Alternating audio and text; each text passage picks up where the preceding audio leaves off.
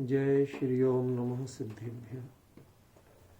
S सुरासुरमण Sindh वंदिदं धोदगादिकं ममलं प्रणमामि वड्ढमाणं तीर्थं धम्मस्य कातारं शेषे पुण्यतीर्थैरे ससौ सिद्धे विशुद्ध भावे समणेयणानदंसं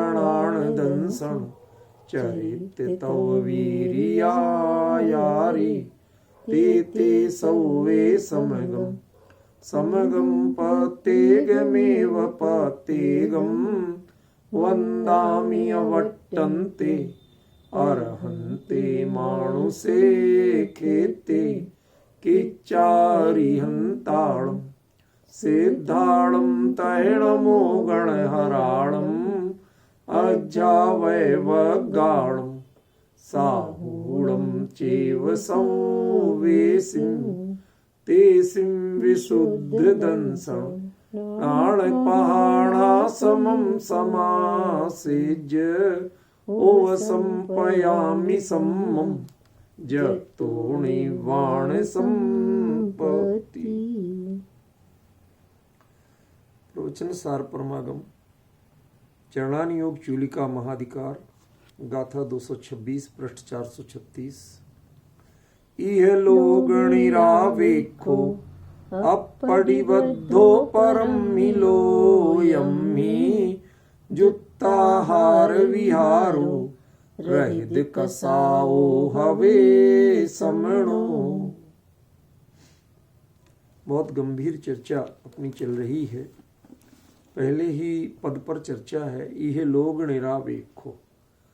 कल तक जितनी चर्चा हुई थी उसमें हम श्रुत केवली की भूमिका तक आए थे कि श्रुत केवली भी यदि परिहार विशुद्धि संयम अंगीकार करना चाहें, उस मार्ग पर बढ़ना चाहें, तो वो श्रुत केवली पने की उपेक्षा कर देंगे। वह अंतर मुहूर्त में द्वादशांग के पारायण की उपेक्षा कर देंगे, क्योंकि द्वादशांग का पारायण अंतर मुहूर्त में हो सकता है, ये सही है, और श्रुत केवली के अलावा कोई नहीं कर सकता, ये भी सही है, बड़ी महिमा है। लेकिन वो महिमा भौतिक है, वह महिमा आध्यात्मिक नहीं है। यदि उन्हें आध्यात्मिक उन्नति अपनी चाहिए तो उन्हें ये अंतर मुहूर्त में द्वादशांग का पारायण करना छोड़ना पड़ेगा। नवीन जी भाई साहब, क्या अंतर मुहूर्त में द्वादशांग का पारायण करना शोभसम ज्ञानियों के लिए बहुत बहुत बड़ी उपलब्धि, रेयर, आसानी से नहीं हो ऐसी चीज है। लेकिन जब किसी को अपने स्वरूप में लीन होकर के परिहार विशुद्धि और सूक्ष्म संप्राय संयम की ओर बढ़ना हो तो उसे यह खेल भी बंद करना पड़ेगा। अंतर मुहूर्त में द्वादशांग का पारायण करें कि अंतर मुहूर्त स्वरूप में टिकने की कोशिश करें, दो में से एक रास्ता चुनना है। द्वादशांग का पारायण वह क्षयोपशम की विशेषता है, वह उपयोग की विशेषता नहीं। समझ गए? क्षयोपशम 11 वर्ण कर्म का क्षयोपशम विशेष होने से ऐसा होता है कि उन्हें अंतर मुहूर्त में द्वादशांग का पारायण हो पाता है।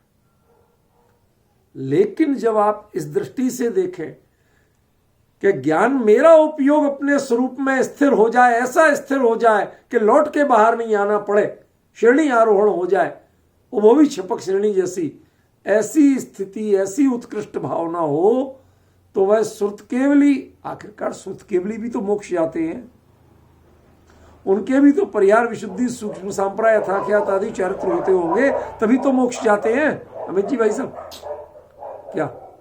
लेकिन क्या कह रहे हैं आचार्य देव कि वह तुम्हें श्रुत केवली पना अंतर मुहूर्त में द्वादशांग का पारायण, वह इहलोक की बात है, वह तुम्हारी साधना की पद्धति नहीं, वो लौकिक उपलब्धि जिसे लोग अत्यंत महिमा की दृष्टि से देखते हैं। उत्कृष्ट साधक जीव जिन्हें तद्भव से मोक्ष जाना है, जो उसके लिए बिल्कुल तत्पर हैं, वो जीव उसको भी लौकिक उपलब्धि मानते हैं, उसे आध्यात्मिक उपलब्धि नहीं मानते। सोचो, जिस जिनवाणी की 2 शब्द हम पढ़ें और समझ में आ जाए तो हम ऐसी महिमा करते, धन्य जिनवाणी माता, रोज स्तुति करते। वो पूरी की पूरी जिनवाणी अंतर मुहूर्त में जिनको पारायण होती हो, क्या यहां यदि बच्चे भक्तामर सुना दें पूरी 48 काव्य तो हम इनाम देने को तैयार हो जाते, कि नहीं होते। कोई समय सार की 415 गाथाएं सुनाने को तैयार हो तो साहब हम तो उसके लिए बाकायदा सारी ग्रुपों में पोस्ट डाल दें, इतना बड़ा ज्ञानी, इतना बड़ा शिव संभाला, जिससे समय सार की 415 की 415 गाथाएं क्रम से याद है। अरे जिसे पूरा द्वादशांग पूरा क्रम से याद ही नहीं है, अंतर मुहूर्त में पारायण कर लेता, और कोई क्षोभसम केवल पे करना चाहे तो उसे महीनों सालों लग जाए खाली एक बार पढ़ने में। समझ गए? इतनी उत्कृष्ट क्षमता होते हुए भी क्या कहा आचार्य ने कि ये इस लोक की उपलब्धि है, लौकिक उपलब्धि है, ये मोक्ष मार्ग की उपलब्धि नहीं है, ये तद्भव से मोक्ष जाने की उपलब्धि नहीं है, ये उसका साधन नहीं है। यदि तुम्हें उस मार्ग पे आगे बढ़ना है तो इससे तुम्हें निरपेक्ष होना ही पड़ेगा। श्रुत केवलियों को भी श्रुत केवलीपना छोड़कर ही परिहार विशुद्धि सूक्ष्म सांप्राय की रास्ता मिलता है। श्रेणी आरोहण उनकी तभी होती है जब श्रुत केवलीपना छूट जाता है। यदि श्रुत केवलीपना माने अंतर मुहूर्त में द्वादशांग का पारायण, यदि तुम द्वादशांग का पारायण करोगे तो स्वरूप का पारायण कब करोगे? अमित जी भाई साहब, कमी पकड़ में आ रही? यदि आप द्वादशांग का पारायण करोगे तो स्वरूप का पारायण कब करोगे? इसलिए वह भी लौकिक उपलब्धि है, और जो परिहार विशुद्धि संयम को अंगीकार करके सूक्ष्म सांप्राय की ओर बढ़ना चाहते हैं, सातिशय प्रमत्त संयत गुण स्थान की ओर बढ़ना चाहते हैं, जिनके ऐसे उत्कृष्ट परिणाम हुए, वो गारंटी से ऐसी उपलब्धि से भी निरपेक्ष हो जाते। आज हम जरा जरा सी चीज मिली नहीं और तारीफों के पुल बांधते, अपने आप को गर्व का अनुभव करते। हाँ, द्वादशांग का पारायण एक अंतर मुहूर्त में इतनी बड़ी उपलब्धि होने पर भी उससे भी निरपेक्ष हो जाते, उसकी अपेक्षा छोड़ देते। जाओ तुम, नहीं चाहिए हमें, तो क्या चाहिए कि मुझे तो अपने स्वरूप में एकाग्र होना और कुछ नहीं करना। ख्याल में है ना? ये इसका अभी मैंने कल ही कहा था, ये तो कल चर्चा लास्ट में चल रही थी, फिर समय हो गया तो यहीं रुक गया था। मैंने कहा था अभी 2 स्टेप और है, बताया था। चलते हैं अगले स्टेप की ओर चलते हैं। हमारे नवीन जी मेरी मदद करेंगे थोड़ी। भावना करिए नवीन जी कि आप इंद्रभूति गौतम से भी कोई बेहतर भाव से हैं। क्यों? क्योंकि आप तो जैन आमनाय के वीतरागता के विरोधी है नहीं, तो समर्थक है ना, तो उनसे तो बेहतर हो गए ना। ऐसे भाव वाले होकर के आप भगवान के समूह शरण में जाते हैं, और आपके भावों की विशुद्धि से आपको उसी समय दिगंबरी दीक्षा लेने के भाव होते हैं।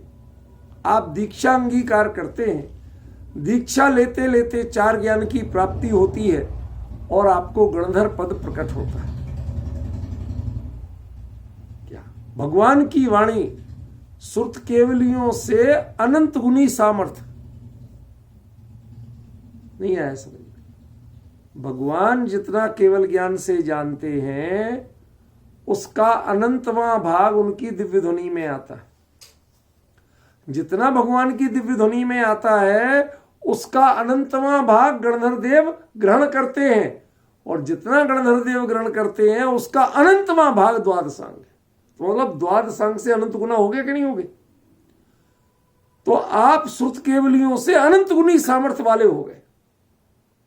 गणधर पद कोई सामान्य नहीं, श्रुत केवलियों से अनंत गुनी सामर्थ्य। 4 ज्ञान के धारी और चारों उत्कृष्टतम मति ज्ञान, श्रुत ज्ञान, अवधि ज्ञान, मन प्रय ज्ञान, चारों की सर्वोत्कृष्ट स्थिति वो मिलती है गणधर देव को। समझ में? समो शरण में भगवान के बाद सीधा स्थान। क्यों? जो भगवान की दिव्य ध्वनि में आता है सबसे पहले यदि कोई ग्रहण कर पाता है तो वो गणधर देव ग्रहण कर पाते हैं। ऐसे उत्कृष्टतम गणधर पद को पाकर भी यदि परिहार विशुद्धि संयम की ओर बढ़ना है, सूक्ष्म सांप्राय की ओर बढ़ना है, शातिशय अप्रमत्तपने की ओर बढ़ना है, तो बताइए गणधर पद पर रहते हुए होगा या गणधर पद छोड़ के होगा? छोड़ के।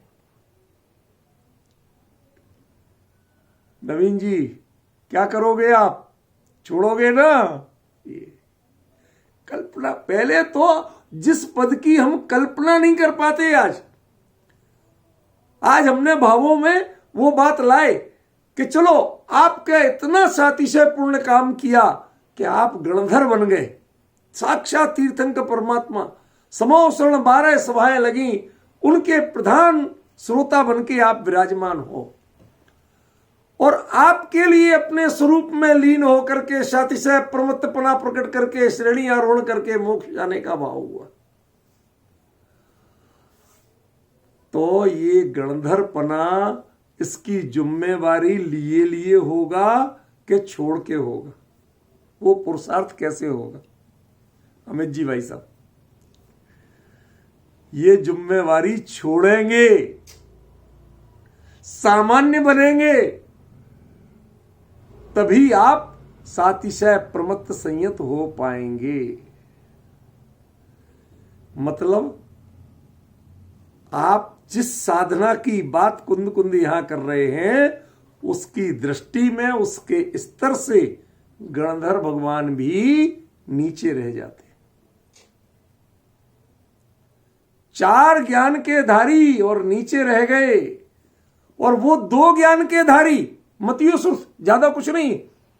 समझना आप, आनंद कल्पना कीजिए, 2 ज्ञान के धारी और 2 ज्ञान का भी खरेखर उपयोग नहीं कर रहे, बस अपने स्वरूप में लीन होने के अलावा ज्यादा विकल्प नहीं कर रहे।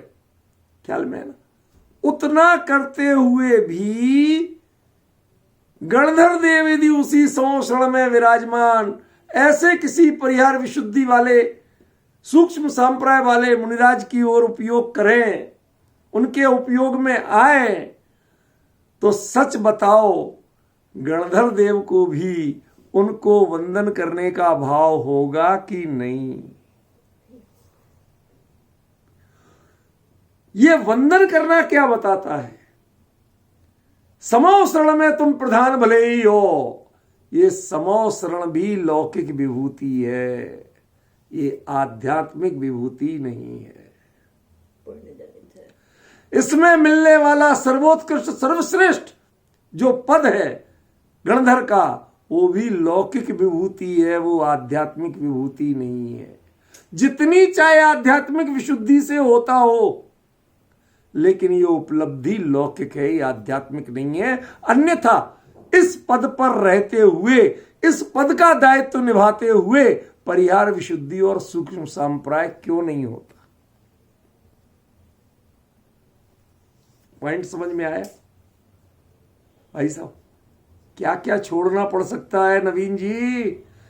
कितना लोभ छोड़ना पड़ेगा, किन किन का? ये दिगंबर मुनि दीक्षा माने क्या अतिशय है, ऐसा अतिशय क्या लोग कल्पना नहीं कर सकते। क्या है ये चमत्कार? गणधर पद, और वो भी क्षुद्र हो गया, वो भी छोटा हो गया, उससे भी तृप्ति नहीं। जरा कल्पना करिए थोड़ी देर के लिए कि गणधर पद भी जो हम जिसके पाने के ऐसे लालायत होते, ना जाने कब ऐसा सौभाग्य मिले, भगवान की सभा लगी हो और आप गणधर के पद पे विराजमान होके भगवान की दिव्य ध्वनि को साक्षात ग्रहण करके द्वादशांग में परिणमित कर रहे हो, कितना बड़ा सौभाग्य लगता है। लेकिन एक स्वरूप की आराधना करने वाले के लिए वो भी लौकिक है, आध्यात्मिक नहीं है। उससे वो आत्महित नहीं मानता है। जब इस पद को छोड़ के स्वरूप में आरूढ़ होता है तब वह मोक्ष जाता है, इस पद पर रहते हुए मोक्ष नहीं जाता। अद्भुत चर्चा है। ये लोग निरावेक। सोचिए, भगवान की दिव्य ध्वनि खिर रही हो, कहां तो 66 दिन तक दिव्य ध्वनि नहीं खिरी। क्यों? गणधर नहीं थे। तो हमें लगता अरे गणधर सबसे बड़े हो गए। भगवान भी बेचारे जब तक बोल नहीं पाते, जब तक गणधर नहीं, देव नहीं आते। समझ गए ना? बहुत सी चीजें ऐसी आपको पता है। यही जो महत्ता है, इसी कारण से गणधर वलय एक विधान होता है जिसमें सभी गणधरों की पूजा की जाती है। और गणधर वलय विधान किए बिना कभी किसी भी तीर्थंकर की प्रतिमा की प्रतिष्ठा नहीं होती। प्रतिष्ठा विधि ही इस विधान के बाद शुरू होती है। मतलब इतनी महिमा, इतना इंपॉर्टेंस होते हुए भी जब आप आत्म साधना के मार्ग पर बढ़ना चाहते हैं, एक मुनिराज अपने स्वरूप में लीन होना चाहते हैं, तो ये सब जीरो है, किसी काम का नहीं। ये लौकिक बातें हैं भैया, आध्यात्मिक बात करो। हमें अपने स्वरूप में बढ़ना है, ये छोटी हो जाती है, ये बौनी हो जाती है। क्या दुनिया का सबसे बड़ा व्यक्ति बौना हो जाए, वह पद कैसा होगा, वह कार्य कैसा होगा? गणधर से बड़ा कोई लौकिक पद नहीं। समझ में आया? और वो भी बौना हो जाए, वो भी कहे काश मैं भी सातिशय प्रमत्त हो पाता। समझ गए ना? वो भी उसके लिए एक बार मन में हुक उठे उन्हें, काश ऐसा हमें सौभाग्य मिल जाए। इसका मतलब जो कुछ अभी है ये परिपूर्ण नहीं है, यही उपलब्धि नहीं है। यह लौकिक उपलब्धि हो सकती है लेकिन आध्यात्मिक उपलब्धि नहीं। सभा में प्रधान होना एक अलग चीज है और निज दृष्टि में प्रधान होना ये अलग चीज है। भगवान की सभा में आप प्रधान हो गए, ये गौरव की बात हो सकती है, लेकिन निज गायक की दृष्टि में आप प्रधान हुए कि नहीं? आपका उपयोग यदि गायक को छोड़ छोड़ करके बाहर जाता है तो गड़बड़ है। मैं सच बताऊं, एक घटना बताता हूं इसी बात को समझाने के लिए। एक बार कहीं टीवी पर मेरा इंटरव्यू था, तो मैं, चूंकि ये जो बीमारी होती ना ये, तो इसमें मैं कुछ लिख के ले गया था और मुझे पता था कि वो जो एंकर है वो ऐसा तीखा प्रश्न जरूर करेगा। अच्छा, मैं इसकी स्क्रीन का जो टाइमर ऑफ करना भूल गया, तो मुझे बीच बीच में इसको टच करना पड़े ताकि वो पूछे तो तुरंत देखेगी तो उत्तर दूंगा मैं। समझ गया ना? अब मजे की बात, मेरी बिटिया भी देख रही थी टीवी पर, तो वो मेरे से कहती, डैडी आगे से ऐसा मत करना। क्यों? कि लोग देखने वाले ये समझ रहे हैं, हम लोग ये समझ रहे हैं कि आपका इतना इंपॉर्टेंट इंटरव्यू चल रहा है, उससे ज्यादा इंपॉर्टेंट आपको ये मोबाइल पर आने वाले मैसेज है। वो तो नहीं समझ पा रहे कि आप मैसेज देख रहे हैं कि क्या कर रहे हैं। पॉइंट समझ रहे? जबकि मैं तो उस इंटरव्यू का मैटर एक स्क्रीन पर लाइव रख रहा था, उसकी लाइट बंद नहीं हो जाए, उसे खोलना नहीं पड़े मोबाइल को, इसके लिए टच कर लेता था। अब डिफरेंस ख्याल में आ रहा दो बातों का कि नहीं? अब आप बताइए कि आपको इंपॉर्टेंट क्या है। यदि आपको यहां टच करना पड़ता है, इसका मतलब है कि आप जिस कार्य को कर रहे हो उसकी महत्ता आपके मन में नहीं है। ऐसे ही आप अप्रमत्त बने थे। क्यों? दीक्षा लेना माने अप्रमत्त होना। सीधा, चाहे चौथे से हो, चाहे पांचवें से हो, चाहे पहले से हो, पहले तो अप्रमत्त ही होते, प्रमत्त दशा तो बाद में आती। तो आप अप्रमत्त बने थे क्यों? कि बस स्वरूप में चढ़ जाएं। नहीं चढ़ सके कोई बात नहीं, लेकिन वो आपका लक्ष्य तो अब भी है ना, तो आप इसको टच क्यों कर रहे हो? जब उस साधना के मार्ग पे बढ़ना है तो चाहे गणधर जैसा पद हो, इन पदों को टच क्यों कर रहे हो? इन पर आरूढ़ क्यों होना चाहते हो? समझ में? ये कोई चाहे के नहीं मिलते हैं। कोई भी व्यक्ति अपनी मर्जी से गणधर नहीं बनता है। ये तो उनका योगानुयोग होता है, उनके परिणामों की ऐसी पवित्रता होती है, ऐसा अतिशय पुण्य का योग होता है तो होते हैं, कोई चाहने से नहीं बनते। लेकिन मैं जो कहना चाहता हूं कि वो गणधर भी यदि अपने स्वरूप में लीन होना चाहे तो उस समय लगे ये कहां से कहां गणधरपना मिला, इसके कारण मैं अपने स्वरूप में लीन नहीं हूं। क्यों? क्योंकि ये लौकिक चीज है, ये आध्यात्मिक चीज नहीं है, आध्यात्मिक उपलब्धि नहीं। थोड़ा आगे बढ़े, अब बहुत तेज झटका लगने वाला है। 3 संयमों में कौन कौन? परिहार विशुद्धि, सूक्ष्म सांप्राय और यथाख्यात। जो तीनों की बात कर रहे हैं ना अपन, ये जो प्रक्रिया चल रही है वो तीनों के लिए चल रही ना। सुनो, यथाख्यात संयम के 2 भेद हैं, 2 वर्ग हैं। एक केवली होने के लिए होता है और दूसरा पार्ट में जो 2 होते हैं वो होते हैं केवल सिद्ध होने के लिए। ये एक्चुअली यथाख्यात संयम के नाम से आप नहीं जानते हैं, उसको कायदे से कहें तो आप धर्म जो शुक्ल ध्यान के भेदों से जानते हैं।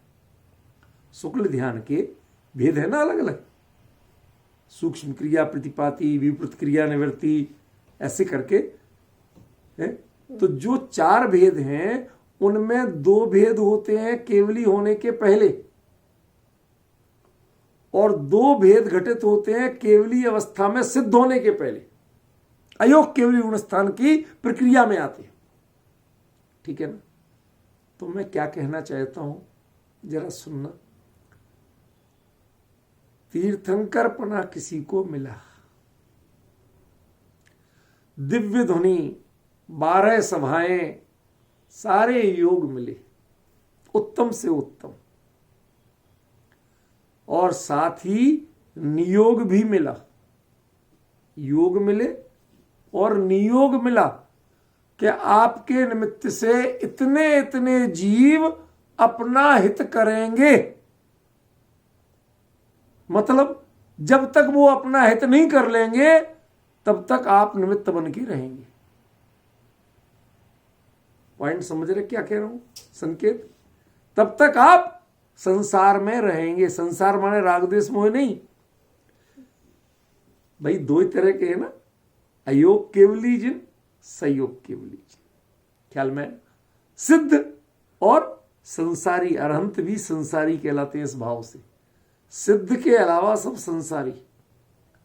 तो जो तीर्थंकर प्रकृति के उदय से उत्कृष्ट धर्म प्रभावना के जो कार्य हो रहे हैं, वह वो लास्ट के 2 शुक्ल ध्यान करना हो। तीर्थंकर को भी तो मोक्ष होता है ना। तो जिस समय वो 2 शुक्ल ध्यान करते हैं उस समय क्या तीर्थंकर पद का कोई काम होता है? नहीं। दिव्य ध्वनि होती है?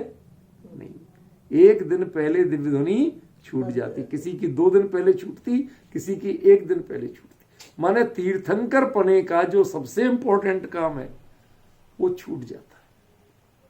उसको छोड़े बिना आप सिद्ध नहीं हो सकते। ख्याल में पड़ रहा है कुछ? क्या संकेत कर रहा हूं मैंने कहा? वो भी, ये तीर्थंकर पना भी, ध्यान रखना, मैंने अरहंत पना नहीं कह रहा हूं, केवली पना नहीं कह रहा हूं, तीर्थंकर पना। ये भी लौकिक उपलब्धि है, ये आध्यात्मिक यात्रा का पड़ाव नहीं है। मैंने कहा था ना, एक लास्ट ऐसा आएगा कि आपको एक बार तो करंट लगेगा कि क्या कहे। तीर्थंकर पना,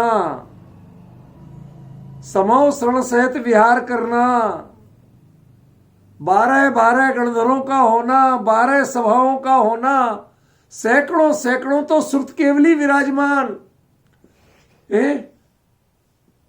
कितने मुनिराज, कितनी यारिकाएं, लाखों श्रावक, लाखों श्राविकाएं, चारों गतियों के, 3 गतियों के जीव किस तरह हाथ जोड़ करके बैठे हैं, समझ रहे?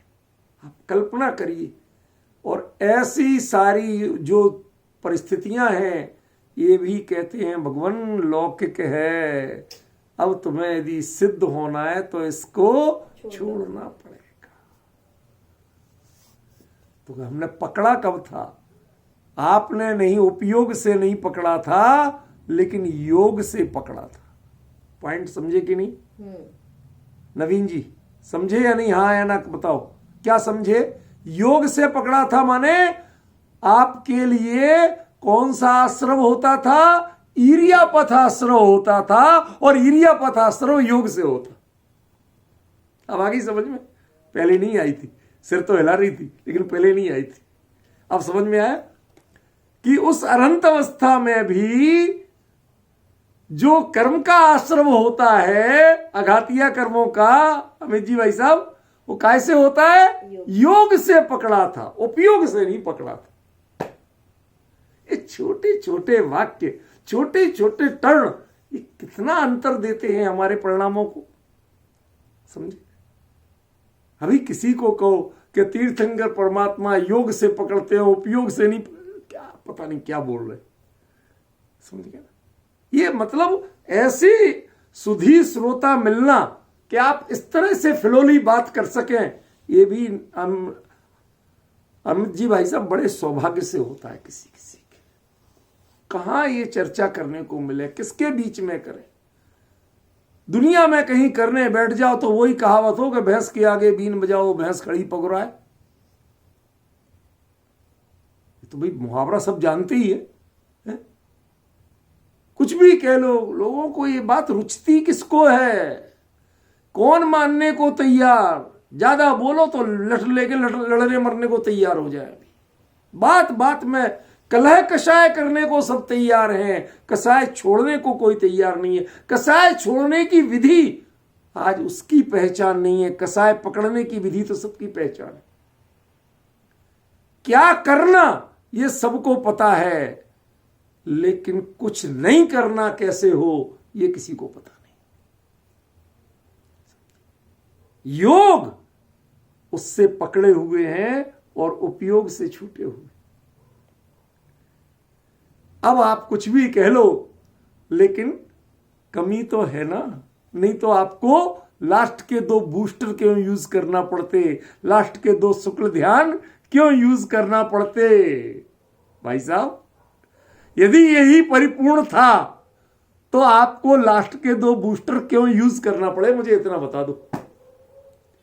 चूंकि आप कर रहे हैं, होता है, उसके बिना सिद्ध नहीं हो रहे, इसका मतलब ये स्थिति भी लौकिक ही थी। अब विचार करिए, जब जिनवाणी कहती है, भगवान फरमाते हैं कि अरहंत अवस्था भी संसारी अवस्था है, सिद्ध अवस्था नहीं है। संसारिणो सिद्धाश्च, 2 ही भेद हैं जीवों के, एक संसारी और एक सिद्ध। जब तक सिद्ध नहीं हुए तब तक सब क्या है? संसारी। कल्पना कर सकते, समोसरण में विराजमान, गंधकुटी में कमल दल पर विराजमान, जिस तरह से 3 अंगुल ऊपर अंतरिक्ष में विराजमान, अपने स्वरूप में लीन, 64 चमर, भावंडल, छत्र चमर, सारी विभूतियां, 12 सभा, सब जय जयकार कर रहे और भगवान स्वरूप में डूबेला नमन तुझने वो जिनवरा। ये होते हुए भी ये जो सदेह रहने का कारणपना है, ये कारणपना तुम्हारे चरित्र की कमजोरी है, शोभा नहीं है। और यदि कमजोरी नहीं होती तो इसका इलाज नहीं बताया गया होता, दोष शुक्ल ध्यान नहीं करना पड़ते, ऑटोमेटिक हो जाता, आयु कर्म खत्म होगा, अपने आप सिद्ध हो जाएंगे। ये नहीं है, उसी समय दोष शुक्ल ध्यान भी होते हैं। सूक्ष्म क्रिया प्रतिपाती, व्यू परत क्रिया निवर्ती। समझ में आया भाई साहब अमित जी? इस लोक निरापेक्षो, कोई तीर्थंकर बन जाए भैया, तीर्थंकर की भावना मत भाना, निषेध नहीं कर रहा हूं, ये आकर्षण मत करना, तुम्हारे लक्ष्य स्वरूप की साधना हो, किसी पद की आराधना ना हो। तीर्थंकर की चाहे ये पद की आराधना है, और परिहार विशुद्धि सूक्ष्म सांप्राय यथाख्यात संयम, ये जिसकी राय है, उस राय में स्वरूप की साधना होती है, किसी पद की आराधना नहीं होती।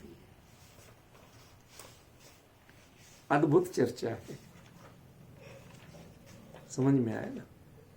ये चर्चा कैसे कुंद कुंद कैसे लिख गए, एक शब्द के पीछे कितना मर्म है, कहां तक का भाव खुल रहा है। ध्यान रखिए, स्वस्थान प्रमत्त संयत से सातिशय प्रमत्त संयत होने में यही लोक निरापेक्ष होना पड़ेगा। जब तक इस लोक से पूरे निरापेक्ष नहीं होंगे, तब तक स्वस्थान से कोई कितने उत्कृष्ट संयम के धनी मुनि राजाओं, वो सातिशय होने वाले नहीं, श्रेणी नहीं मिलने वाली आपको। क्या गजब, मतलब कुंद कुंद माने कुंद कुंद, बियॉन्ड दी कंपेयर।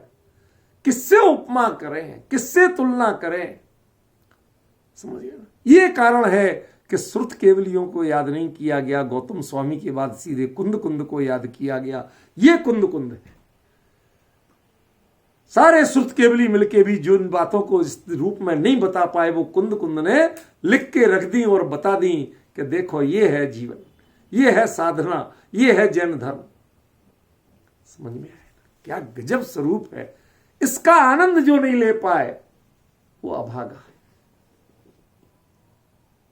क्या बहुत साल हुए, एक थोड़ा सा आपको थोड़े से नीचे के स्टेप पे ला रहा हूं। बहुत साल हुए ये जो टाइम्स ऑफ इंडिया के जो है ना हिंदू जैन, आप तो अमित जी तो जानते ही हैं, तो एक प्रोग्राम में हम लोग साथ थे। तो वो प्रोग्राम कुछ शायद सर्वधर्म टाइप का था। तो उसमें उन्होंने किसी बात पर बोलना था। तो कहते कि साहब कभी कभी ऐसा होता है कि किसी को कोई ऐसा टॉपिक दे दिया जाए जो उसे बिल्कुल मंजूर नहीं हो और उसे उसको अपनाना पड़े। कहते एक बार किसी एक कट्टर कृष्ण के भक्त को यह कह दिया कि तुम्हें यह बोलना है कि इस्लाम पर मैं फिदा हूं। अब बड़ी समस्या हो गई, ठीक है ना, बोलना यही शब्द है। तो वो कवि था, अच्छा, उसने उस बात को कैसे घुमाया। ये जो बालों की जो जुल्फ बोलते ना, उसको उर्दू में लाम भी बोलते हैं। तो वो कहते कि कृष्ण का भक्त, कृष्ण की जो एक लट लहरा रही थी, उस लट पर इतना, उनके यहां तो भौतिकवाद ज्यादा है ना, कि इतना मंत्रमुग्ध हुआ। तो वो कहता है कि इस्लाम के आशिक तो इस दुनिया में हजारों हैं, इस्लाम पर तो हम भी फिदा हुए। अब पॉइंट समझ रहे, क्या कहना चाहते, डिफरेंस समझ रहे। अब उसमें जो शब्द है, उस शब्द की वास्तविकता क्या है? क्या वो इस्लाम पर कह रहा है? नहीं। उसने उसको कन्वर्ट कर दी, उसने उसको कृष्ण के सौंदर्य में ले लिया। ऐसे ही यहां मैं कहना चाहता हूं कि ये शब्द हैं, और इन शब्दों के लिपिकार कुंद कुंद हैं, लेकिन वो जो अपने आप को श्रुत केवलियों के शिष्य कहते हैं, शीशेण या भद्रबाहुस कहते कि नहीं कहते, वो कुंद कुंद क्या चमत्कार किए कि वह कुंद कुंद श्रुत केवलियों से आगे निकल गए और श्रुत केवलियों के गणधर के बाद सीधा उनका स्मरण स्थान मिल गया। ये वो अंतर है। इस अंतर को मैं आपको ध्यान दिलाना चाहता हूं, समझिए ना। ये कुंद कुंद का वो स्वरूप है जिस पर आज 2000 साल से लोग फिदा हैं, अनुरक्त हैं, मंत्रमुग्ध हैं। जब कहते हैं हुए हैं ना होएंगे मुनींद्र कुंद कुंद से, ये वो कारण है कुछ। अब कुंद कुंद के शब्दों की गहराई कुंद कुंद के स्तर से नहीं निकाल पाए तो भाई ये तो हमारी कमी है। समुद्र दरिया पूरा लहरा रहा है, तुम्हारे पास प्याली छोटी है, तुम नहीं भर पाओ तो दरिया ने कब मना किया कि तुम हमसे नहीं लो पानी? जितना लो लो, कोई टैक्स नहीं, कोई चौकीदार नहीं। अब तुम्हारे प्याली में दम नहीं है तो मैं क्या करूं, उसमें गहराई नहीं है तो मैं क्या करूं। ऐसे ही कुंद कुंद तो महासागर है, तुम्हारे क्षोभ में, तुम्हारे उपयोग में कितनी गहराई बनती है कि उनका कितना मर्म निकाल सकते। समझ में आएगा? देखिए गजब है। तीर्थंकर पद भी नीचे रह जाता है और स्वरूप की साधना ऊपर हो जाती है, प्रधान हो जाती है।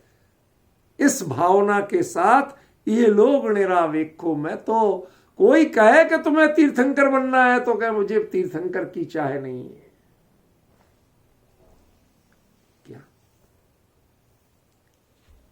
वो देशभक्ति का एक कविता, शायद सुमित्रा, वो कोई चौहान करके कवियत्री हुई हैं, उन्होंने लिखी। तो वो कहते हैं, चाहे नहीं मैं सुर वाला के केसों में गूथा जाऊं। ऐसे कई कोई एक फूल है, वो ये दुनिया की चाह नहीं करता। वो क्या कहता, मेरी अभिलाषा सिर्फ एक है कि मैं उस रास्ते पर गिरूं जहां पर मातृभूमि पर शीश चढ़ाने जिस पथ जाते वीर अनेक। समझ गया? वहां मैं पैरों के नीचे भी कुचला जाऊं तो मेरा गर्व है, सौभाग्य है। और किसी अनिंद सुंदरी मेरे को अपने बालों में भी लगाए तो वो मैं उससे तृप्त नहीं हूं, वो मेरी गरिमा नहीं। आप डिफरेंस समझिए। उसकी राष्ट्रभक्ति की भावना क्या है, जिसकी आत्म भावना क्या है कि मुझे श्रुत केवली पना इष्ट नहीं, मुझे गणधरपना इष्ट नहीं, अरे और तो और तीर्थंकरपना भी इष्ट नहीं। मुझे क्या इष्ट है कि मुझे तो मेरा गायक इष्ट है, उसमें रमना इष्ट है, इसके अलावा कुछ इष्ट। अंतर समझिए।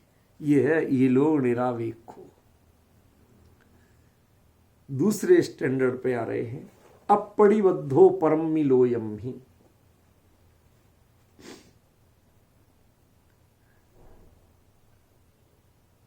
इसमें कुंद कुंद किसी सीमा तक खुद भी जुड़े हुए हैं।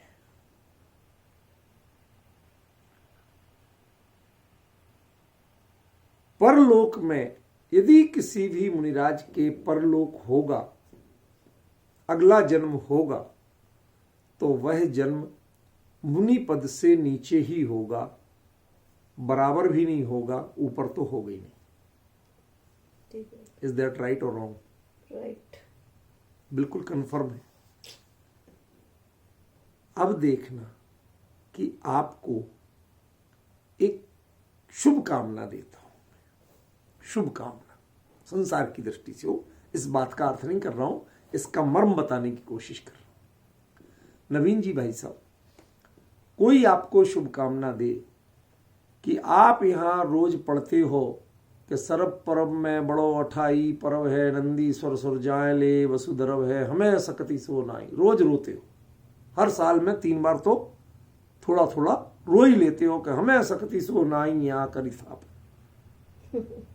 हम आपको छूट देते हैं, अगला जन्म आपको ऐसा मिलेगा कि आप जब चाहो तब नंदीश्वर दीप की वंदना कर सकते हो। 8वां दीप नंदीश्वर भासुर। क्यों साहब? ऐसा सौभाग्य मिले तो किस किस को नहीं चाहिए? नहीं चाहिए, किसी को नहीं चाहिए। अब ये है कुंद कुंद, ये है कुंद कुंद, समझ में आया ना? वो ये है प्रवचन सार, जिसकी भावों की प्रवणता ऐसी है, इसका चस्का जिसको लग गया, इसका रस जिसको लग गया, उसको दुनिया का कोई रस नहीं सुहाएगा। नंदीश्वर जाके करोगे क्या? है? क्या पढ़ते हो उसमें, पूजन में पढ़ते क्या हो? ज्यादा से ज्यादा क्या कह देते हो कि अनुभव के कारण है, वैराग्य के कारण है। किनको? देवों को भी वैराग्य के कारण है। उसमें आते ना अष्टांगी का पूजन में, कोट शशि भानुद्युति तेज छिप जाते हैं, महावैराग्य परिणाम ठहरे। अरे भैया, वैराग्य लेके भी करोगे क्या, ये तो बताओ। स्वरूप में लीनता के अलावा करोगे क्या? यदि ये स्वरूप में लीनता नहीं ली तो वैराग्य किस काम का? और वो काम तुम यहां कर सकते हो तो नंदीश्वर जाने की जरूरत क्या है?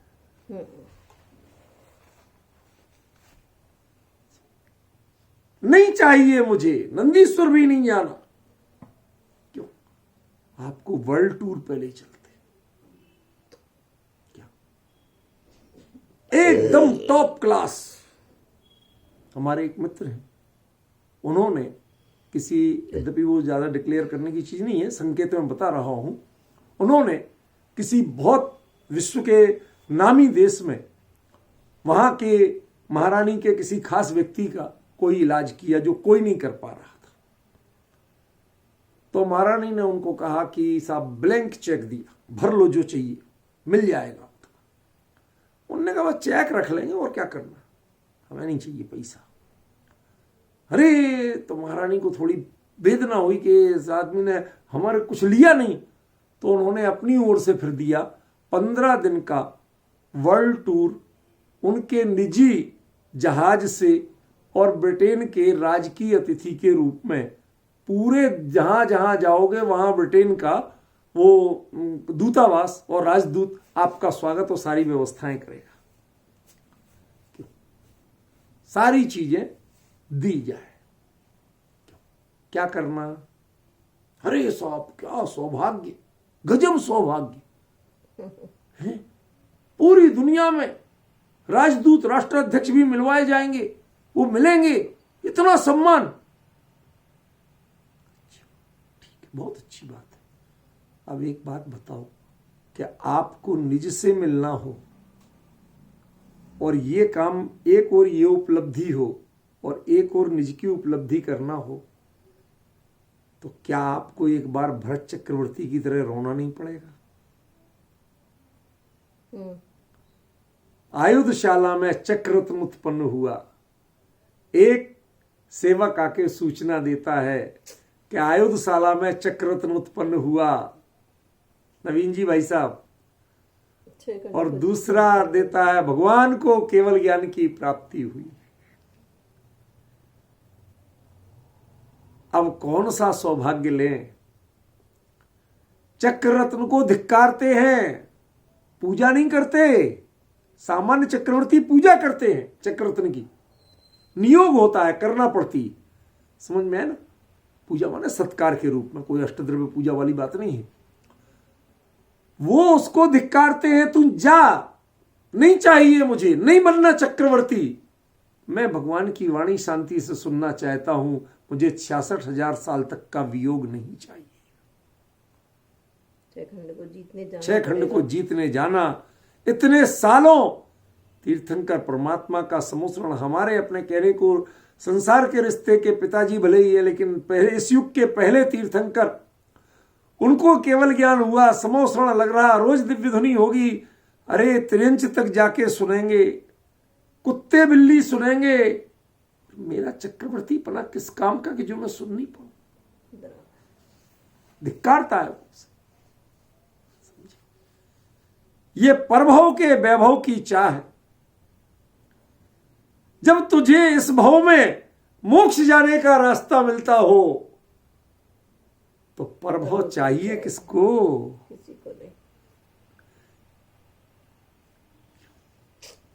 कल्पना करिए जरा, सोचिए, मिलेगा क्या? चाहिए? नहीं चाहिए।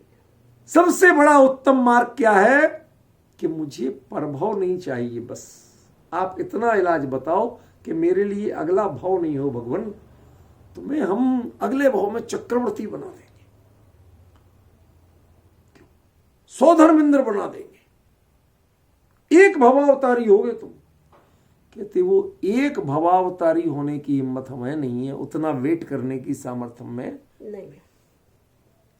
अभी क्यों नहीं? आप ये बताओ, मैं अभी स्वरूप में लीन होकर के मोक्ष कैसे जाऊं? मुझे तो ये बात बताओ, मुझे वो रास्ता मत बताओ कि अगले भाव से तुम, अरे तुम्हें ऐसा पद देंगे कि जो गारंटी से अगले भाव से मोक्ष जाता है, मुझे मत बताओ। समझ में? किसी नियोग में, किसी बंधन में मुझे मत बांधो। मुझे इनाम में मोक्ष पद नहीं चाहिए, मुझे मेरी साधना से मोक्ष पद चाहिए। समझ में आया? एक भी पद नहीं जाए। परम्मी लोयम्मी अपरिबद्ध। हमारा मुद्दा ये नहीं है कि तुम अगले भाव में क्या दोगे, चाहिए ही नहीं। एक मुनिराज, उनसे कहो महाराज, आदिनाथ के साथ हुआ था ऐसा। लोग एक से एक सुंदर लड़कियां लेके अपनी राजकुमारियां लेके, महाराज ये ले लो, कोई इतनी संपत्ति ये ले लो महाराज, कोई कुछ कह रहा, कोई कुछ कह रहा, क्या ले लो?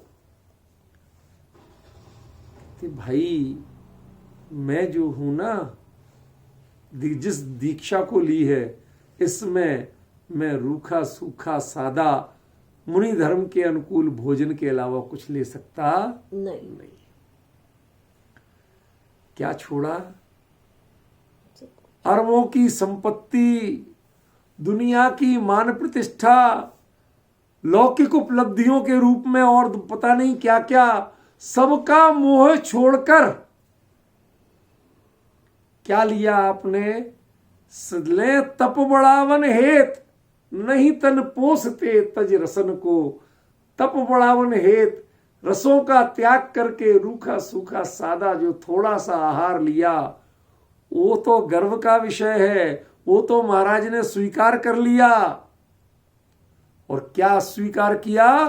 कि जिनके लिए सारी दुनिया पागल पड़ी है, सब स्वीकार कर दिया। क्यों? क्योंकि वो परभव के कारण है। 16 कारण भावना, ये भी परभव की कारण है। आप आज बांधना शुरू करो, तीसरे भाव में मोक्ष जाओगे। बीच में आपको बड़े से बड़े वैमानिक स्वर्गों में उच्च पद मिलेगा। उसके बाद राजमहलों में जन्म लोगे, 5-5 कल्याणक होंगे। ऐरावत पर ले जाके सुमेरु पर्वत पर पांडुक शिला पर अभिषेक होगा। क्यों? जब ये पंचकलक मनाते हो उस समय, हमारे मुकेश जी तो बड़े एक्सपर्ट हैं, इन्हें आयोजनों में बहुत आनंद आता है। समझ में आया? कोई भी आयोजन हो, सबसे पहले बड़े विनम्र भाव से, सेवा भाव से, कोई पद के लिए नहीं करते। अब उसमें भाव ना हो, अरे ऐसा सौभाग्य हमें भी मिले। क्यों? आजकल कई लोग विधानों में ऐसे मंत्र लिखते हैं, मैं तो उन्हें गृहीत मिथ्या तो मानता हूं, लेकिन लिखे जाते हैं। दिव्य ध्वनि प्रातिहार युक्त पद प्रदाय। क्यों भाई साहब? नवीन जी पढ़ा है ना आपका शांति विधान? हाँ, असली शांति विधान वही लगता है, बाकी तो नकली लगते। झूठ नहीं कह रहा हूं तो, समझ गया? इनके पहाड़ी पर तो वही चलता है। समझिए, जरा समझिए। तीर्थ तीर्थंकर पद प्रदाय, समोसरण विभूति पद प्रदाय। कहते ये सब चीजें नकली हैं, ये जैन धर्म नहीं है। ऐसा कोई विधान, ऐसी कोई विधि वह मुझे स्वीकार ही नहीं है जिसके फल में मुझे बंधन मिलता हो, मुक्ति नहीं मिलती। ख्याल में आया ना? कौन सा भव चाहिए? कहते मुझे भव ही नहीं चाहिए। मुद्दा तो यही है। तुम इनमें से चुन लो कौन सा भव चाहिए। भगवान मेरा जो प्रश्न है वो यही है कि मुझे भव नहीं चाहिए, ये बात बताओ। और तुम कह रहे कौन सा भव चाहिए। चलो तुम्हें मोक्ष जाना ना, जिसके पद को लेने के बाद गारंटी से मोक्ष जाते हैं, ऐसा पद देते हैं। कहते नहीं चाहिए, मुझे पदों से मोक्ष नहीं जाना, मुझे मेरे स्वरूप के अवलंबन से मोक्ष जाना। मेरा उपयोग जो स्वरूप में टिक नहीं पाता, बस इसका मार्ग बता दो, मुझे वो चाहिए। अगले भव के लिए मेरे पास सब्र नहीं है, इतना धैर्य नहीं है मेरे पास कि अगले भव से मैं मोक्ष जाऊं, उसका इंतजार करूं, मैं भव का गुलाम बनूं, मैं स्वधर्म इंद्र पद का गुलाम बनूं, इतनी मेरे पास क्षमता नहीं। ध्यान रखना, कितनी गजब बात है। अप्रतिबद्धो परमिलोयम्मी, परलोक के प्रति अप्रतिबद्ध, कमर कसी हुई है कि परलोक चाहिए ही नहीं। अरे तुम्हें ऐसा मिलेगा कि ऐसा भी मिले, मुझे परलोक नहीं चाहिए। क्यों? जैनियों की साधना पद्धति के आगे अन्य मतियों के जो व्रत उपवास है ना, जैनियों में भी ऐसे मिथ्यात्व चलते हैं बहुत। फला व्रत करो, तुम्हें ऐसा मिलेगा, पति मिलेगा, इस जन्म में इतना सहो, अगले जन्म में तुम्हें ऐसा मिलेगा। कहते ये जैन धर्म नहीं है, ये जैन साधना पद्धति नहीं है, ये जैनी नहीं है, ये जैनी के वेश में कोई ठग घूम रहा है। जो अगले भाव की बात करता है, जैनी तो इस भाव में ही भाव के नाश की बात करता है। ख्याल में? भव नहीं चाहिए वह जैनी होता है, जिसे भव चाहिए वो जैनी तो हो ही नहीं। वो जैनी ही नहीं है तो मुनि कहां से होगा? ख्याल में? बहुत गजब का विषय है। तृप्ति से लीजिए इसको, छटपटाहट में, जल्दीबाजी में मत लीजिए, आनंद लेके सोचिए कौन कौन से ऐसे उत्कृष्ट से उत्कृष्ट योग हो सकते हैं। मुकेश जी, 63 सलाका महापुरुषों में से कोई बने आज तक आप? नहीं। अच्छा, इनमें सबसे बढ़िया कौन होता है?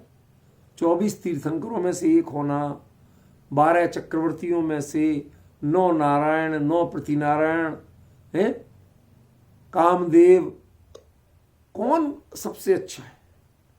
अच्छा, एक काम करते हैं, बाय 1 गेट 3, चक्रवर्ती, कामदेव और तीर्थंकर। अब चलेगा?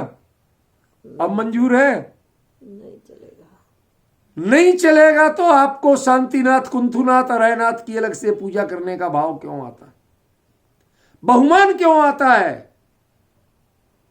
भाई साहब, बहुमान वीतरागता का आना चाहिए, बहुमान भौतिक उपलब्धियों का नहीं आना चाहिए। ये आपकी अपात्रता की निशानी है।